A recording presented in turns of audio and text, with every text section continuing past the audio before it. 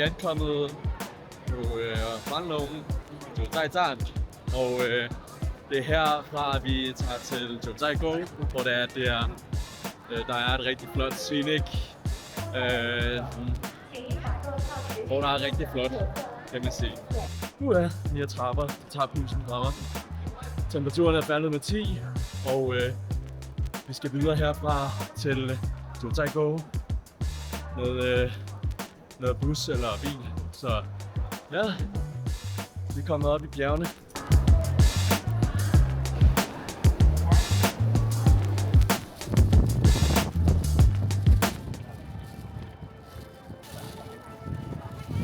Lidt fokuseret.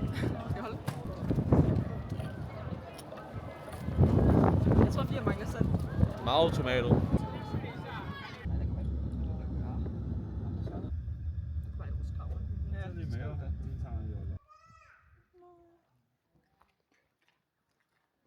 Vi har lige taget et pitstop her i et tempel, som jeg ikke ved, hvad hedder. Det er et gammelt tempel, der ligner noget lidt tibetansk-agtigt halløj. Det er virkelig pænt. Der er rigtig meget guld overalt. Og der står Jan. Og der er rigtig stille. Det er virkelig rart. Ja. Og vores søde ven. Han er meget social. Jeg skal lige have et billede af ham. Jamen, Taus! Hej, jeg lugter nok lidt af kat. De har ikke været vasket nu, de her. Nå, vi ses, Dago. Vi ses.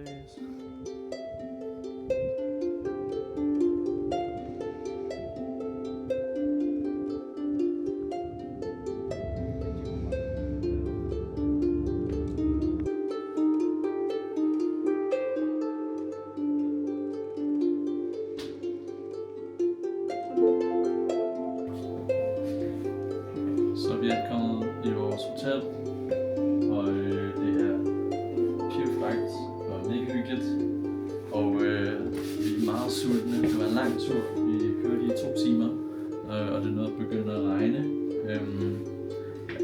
Så planen nu er, at vi kommer til at være her en halv dag, og så i morgen tager vi afsted til parken, hvor der vi kan se alt det, vi er kommet for at se, og så tager vi afsted dagen efter. Så vi har kun 2 aftener her. 九寨沟旅游分公司评测景区环保型观光车，而这口神泉正是犀牛海边的加利贾格泉。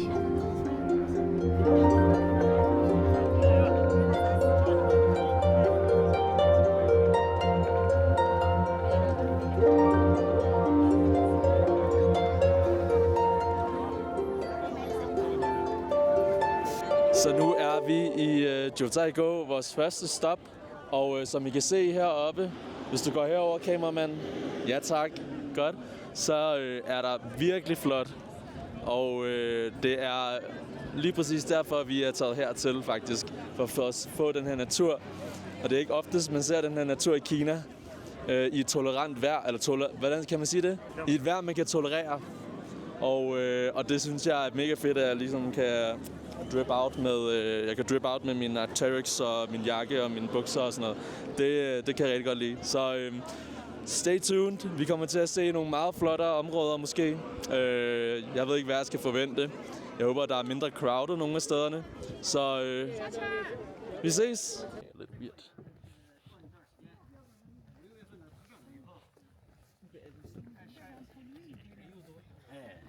Dufter træ. Det har ikke regnet længe. Prøv at se, hvor lav vandet er på til... Kan I ikke danse lidt, så kan jeg filme. Ej, yes. Sådan en montage. Så er vi kommet til et lidt mere roligt spot. Crowded er længere oppe, og vi er ligesom gået lidt længere ned, hvor det er, at vi har fået den her udsigt. Og den er lige så god som den, der var deroppe, hvor der ikke var særlig mange, eller hvor der var rigtig mange mennesker. Og det er simpelthen alt for flot. Altså, det er helt vildt. Det ligner ikke Kina.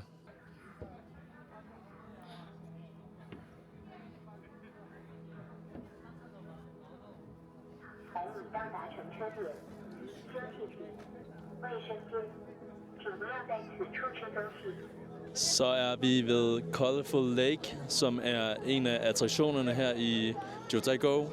Og den er lidt flad i dag, fordi at der ikke regner super meget de sidste par dage. Det fik vi at vide i går. Men den er stadig rimelig clear og rimelig flot, men ikke lige så imponerende som Long Lake, som vi var ved lige før, synes vi. Hvad siger du om det her sted? Jeg ved bare lige, om det er. Ej, jeg vil ikke være med det der. Okay. Nå, men i hvert fald, her er Long Lake, og ja.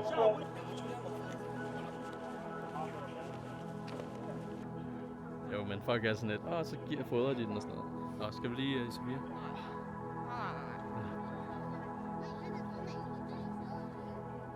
Skal vi gå videre?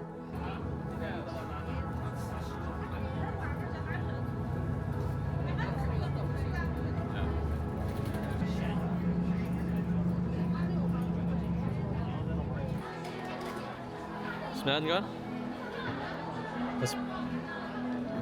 Ja. Der er folk heller ikke. Heldigvis. Nu er vi ved endnu et sted. Jeg ved ikke, hvad det hedder. Men vi hoppede bare lige af bussen, fordi vi synes det var virkelig pænt. Og der er igen meget blåt og grønt vand og et kæmpe bjerg. Og solen er kommet frem. Det er blevet meget varmt faktisk. Og vi tog lige en bus her tidligere, hvor der var mange mennesker, og kinesere har sygt svært ved at stå i kø i en eller anden grund. Så det var rimelig træls. Ja, det gør vi. Nu gør vi det. Bag hende der. Kom. Go. Vi skal finde en aggressiv ej, der kan finde ud af det. Ja, præcis. Hende her, vi har fundet en. Hun presser som... Nej, det er altså... Nej, det er hendes gruppe, der presser for os. Der er en, der er hoppet foran os. Nej, det er fint, jeg kan kalde Vi tager hendes patch. Hun er så sød. Kan vi ikke bare Hun er sød nok, der. Okay, hun er okay. Okay, der kom den. Jan?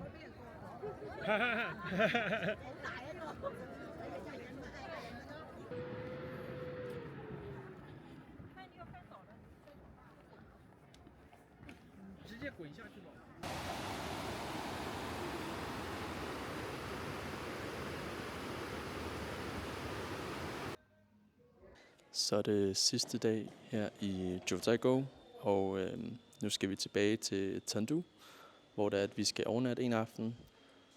Og derefter skal vi så til Zhangjiajie, hvor det er, at vi skal se endnu mere flot natur. Og vi glæder os lidt til at komme tilbage til byen, fordi at, ja, der er lidt dødt herude, når det er, at man ikke er i den der flotte park.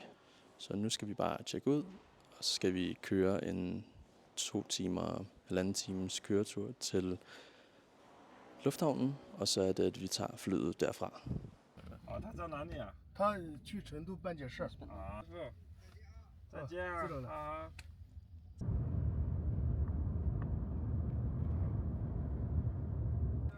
好，再见。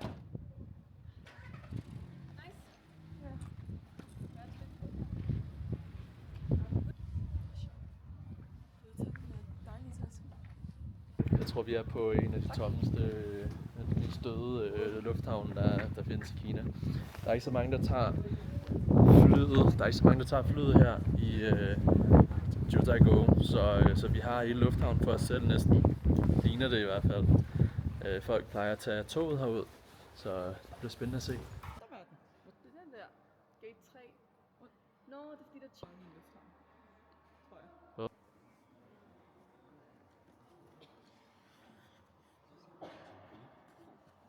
Det var en afgang.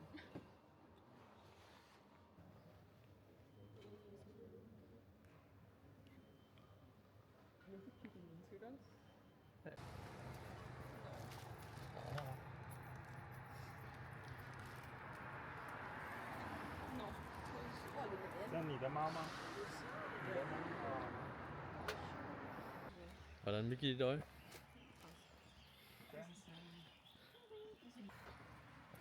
Er det helt over? Ja. Ej, det er virkelig ud på landet, det her. Hvor er det hyggeligt.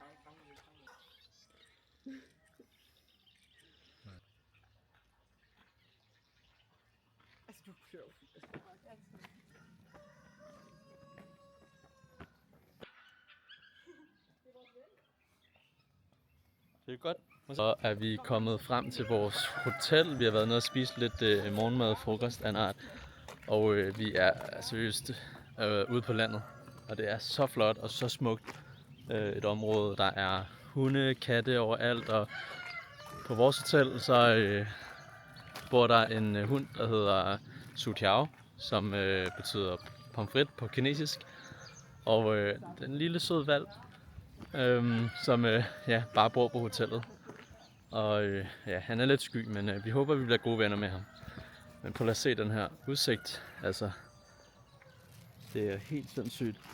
Så er der bare lidt lokale mennesker, der bor her, lidt hoteller og diverse ting. Vores værelse er ikke klar endnu, så vi skal stadig lige vente lidt på, de gør det klar.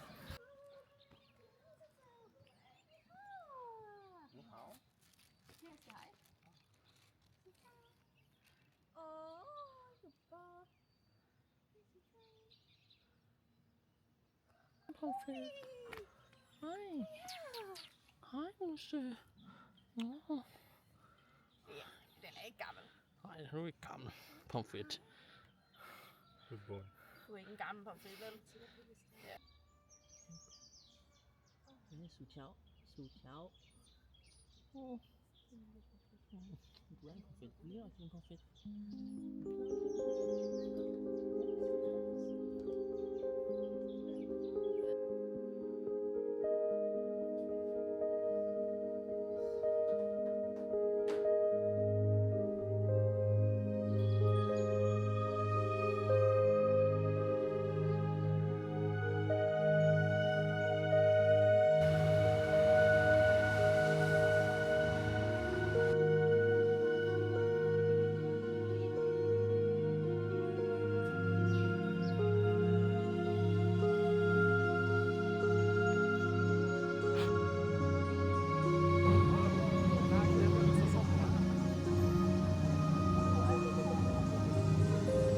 Turist. Hej.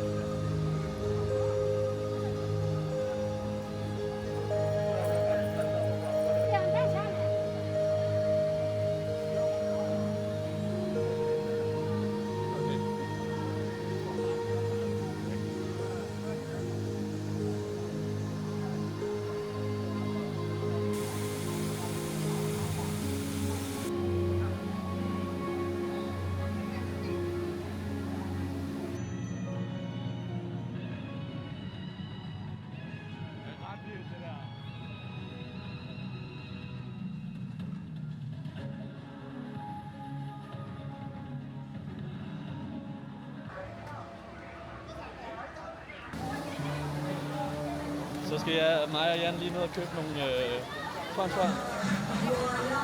Jeg ved ikke, om man kan høre os overhovedet her. Der er rigtig høj musik.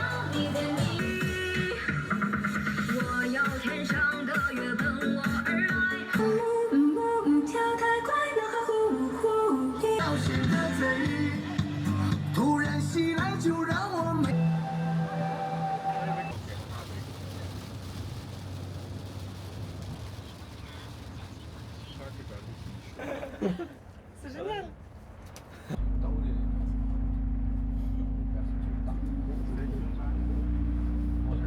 Det er fint.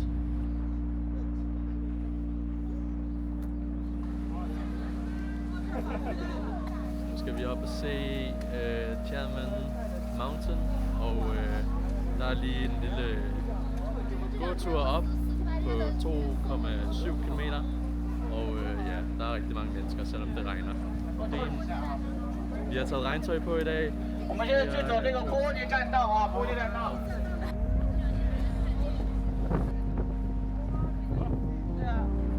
blæser fucking meget. Det er koldt. Vi vil ikke sætte mig. Nej! Yeah, why not? Ja, lige. Oh yeah. Yeah, sorry. Ah non, non, we want you to have a picture of us. Der hvor også har det. Gør det.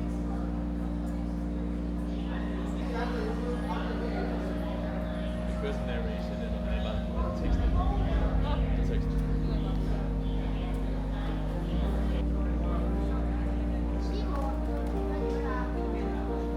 Totalt. Jeg tror, det er det. Jeg tror, vi er kørt ned af 4-5. Jeg tror, vi har kørt 10 minutter på rulletrapper nu. Og vi aner ikke, om der er en til nede i bunden af den her. Ja, måske er der en faktisk. Ja. Så det bliver spændende at se, om vi kommer ned, og hvor lang tid det tager. Ja, det er en lang en.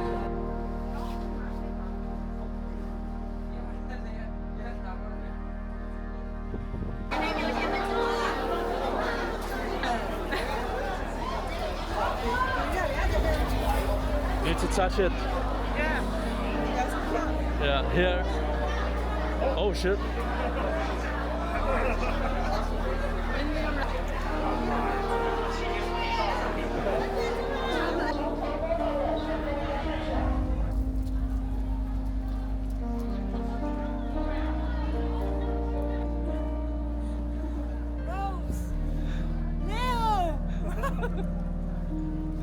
This is a plank of wood. I'm not gonna. You will receive my bill. All right, just send an invoice.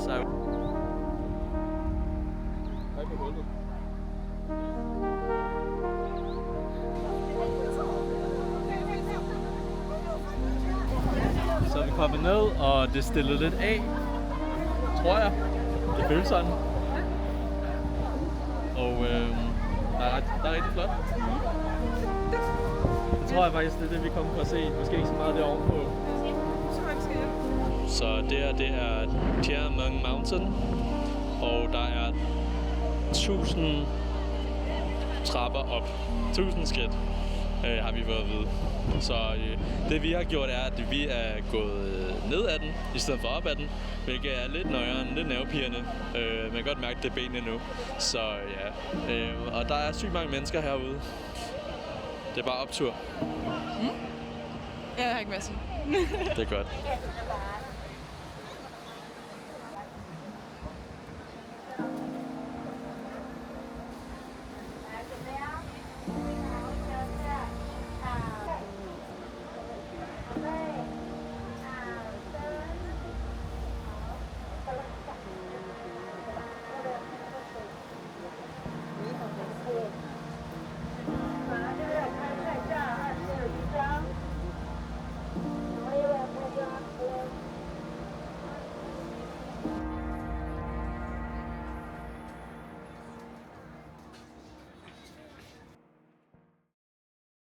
Godmorgen. I dag skal vi til Zhangjiajie National Park, som ligger dernede 2,4 kilometer væk fra vores dejlige hotel, som er et virkelig, virkelig flot lille cute hotel. Og ja, vi tager lige en lille ride derover, og så starter vi turen fra Southgate.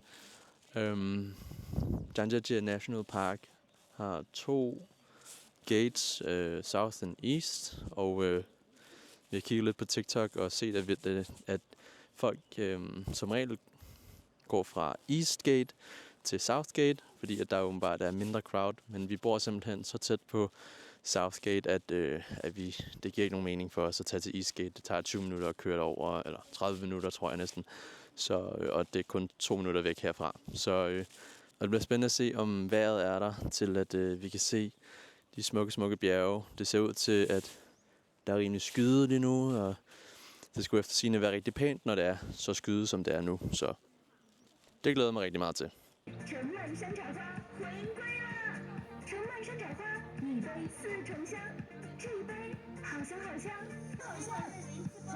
Jeg har bestilt en appelsin-te. Det var ret god i går. Det var appelsin-te.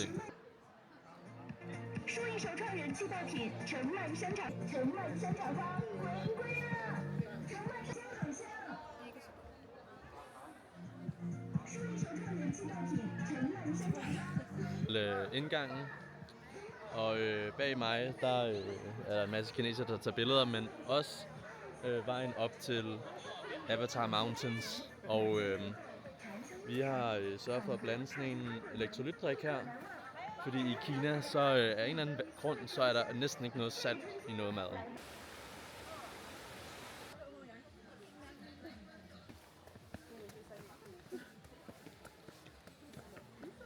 Vi fik en masse recommendations i går af de 2 franskmænd, og ja, så ville jeg lige alle ind, at vi skulle gå den her vej, men det er den forkerte vej, så nu går vi den rigtige vej ned ad en flod, og ja, så slipper vi for. Vi fik at vide, at der var 3.780 trapper op af den her sti her, så det er godt, at vi ikke lige kom ud på den. Sofia siger, at jeg skal huske at sige, at det var min fejl. Nej, du kunne bare ikke læse kort. Jeg kan godt læse kort. Jeg læste kort i militæret. Tidligt kunne du ikke det. Godt. Det er nok om det.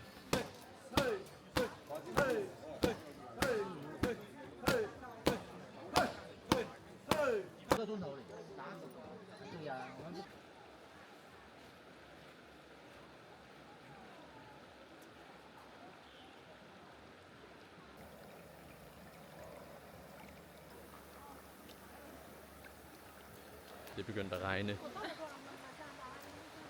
Men det er godt, at vi har regnjakker på. Nej, det kunne være lidt bedre, hvis det ikke regnede. Jo, jeg tror, jeg tager hætte på.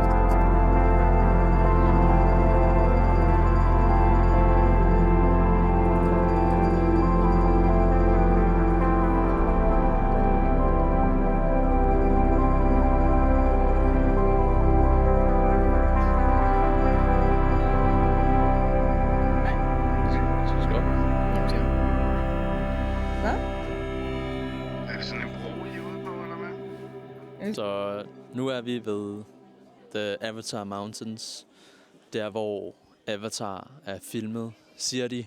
Det tror jeg ikke på. Jeg tror, det er lavet i en computer. Men her kan I se, pege kameraet ned. Kameramanden, tak. Wow, det er flot. Det er rigtig flot. Wow. Tilbage igen, kameramanden. Tilbage igen. Yes. Så vi er oppe på en af de her lodrette bjerge lige nu.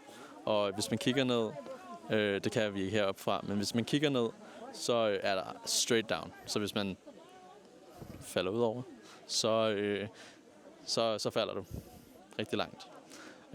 Men det er så sindssygt pænt heroppe. Ja, super glad for at være heroppe endelig og se det her spot med mine egne øjne. Vi har set det rigtig meget på TikTok, på YouTube, og nu er vi her. Så vi nyder det nu, og ja, det tænker jeg, at vi gør. Velkommen til Beijing. Vi ankom i går, og nu er vi ude at shoppe. Så nu sidder vi bare lige og slapper lidt af, og så rykker vi videre og kigger på resten. Jeg har i hvert fald nogle butikker, jeg skal have kigget på, og Sofia er der nok også. Finder vi nok et eller andet til os. Oh, the good old. Ja.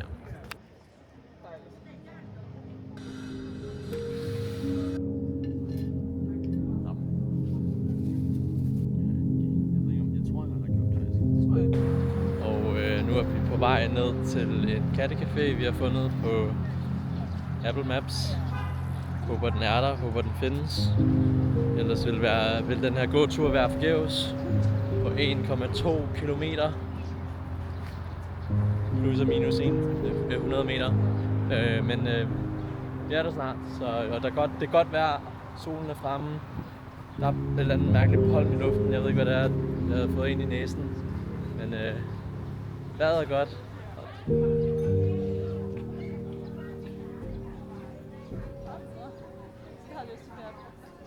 Ja.